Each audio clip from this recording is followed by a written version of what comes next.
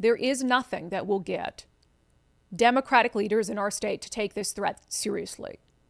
So we need the help of the federal government, because there's only two ways forward from here. Well, there's three.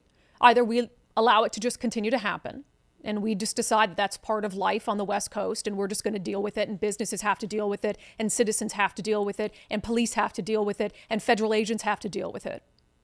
So either we resign ourselves to that, or the other two options, citizens start taking matters into their own hands, which I'll tell you what, after this weekend, I really felt like that's something that I wanted to do.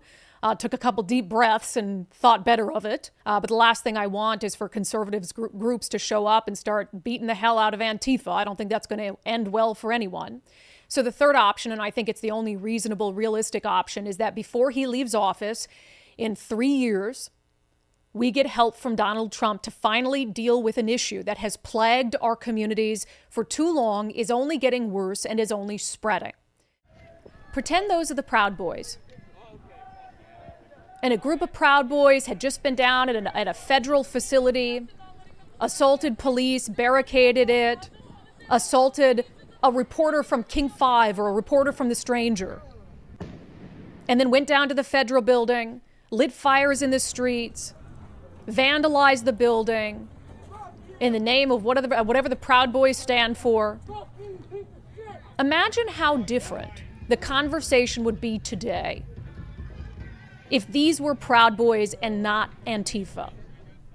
The governor would have had a press conference.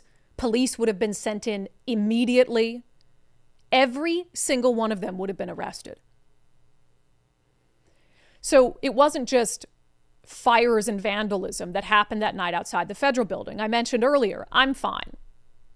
The person who was attacked much more severely than me was Cam Higbee. Let him go. No! Let him go! That is a journalist being beaten senseless on the streets of Seattle. They held me down, they punched me in the head, and they beat the shit out of me.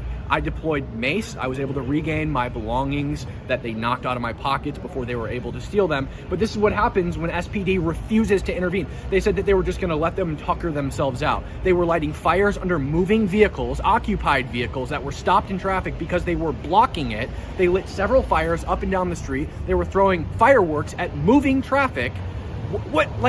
In what world are these things fucking acceptable? You think for 1 second that had it been the Proud Boys, that SPD would be told by the mayor, let them tucker themselves out?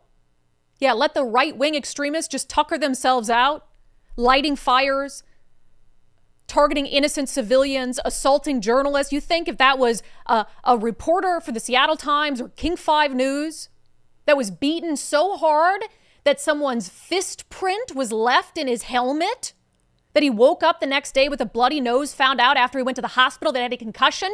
Do you think the Seattle Police Department would be told by the political leadership of this state to let those people tucker themselves out if it were right-wing extremists?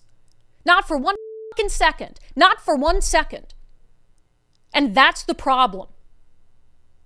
Every single time in this state, in the 15 years that I've covered politics and covered protests here, every single time that there has been an act of right-wing aggression, violence, vandalism, I have spoken out about it. I can count those instances on one hand because it doesn't happen here very often. When a right-winger pepper sprayed mainstream journalists down at the state capitol, I was the first one to say something about it, the first one to speak out about it, to condemn it, because it's wrong no matter who does it. But in our state, if it happens to the right and it's perpetrated by the left, it's not wrong. It's right. It's forgiven. It's excused. It's ignored. They get to tucker themselves out by lighting fires, hurting people, beating people. Have we lost our minds? Have you lost your minds?